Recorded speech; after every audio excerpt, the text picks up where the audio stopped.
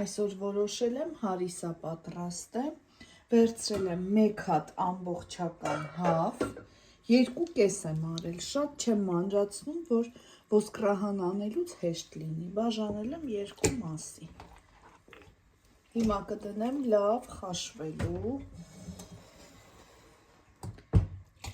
լիքը ջուր կլցնենք, որ լավ ծածկի։ Արդեն լավ եռում է, չենք մոռանում հավաքել քափը։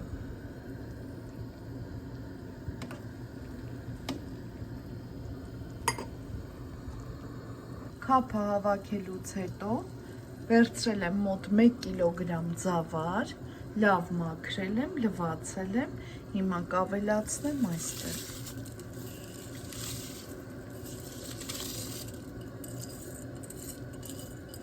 Չեմ խառնելու, այսպես մնալու է, լավ եփվի, մինչև ձավարը լավ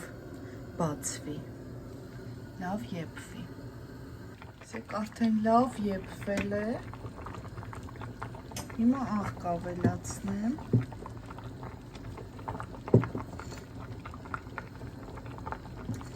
Հինգ րոպե էլ թող եռա, կանջատեմ, որպեսզի ոսկրահան անեմ արդեն։ Թողեցի մի փոքր սառի, հիմա հանում եմ հավը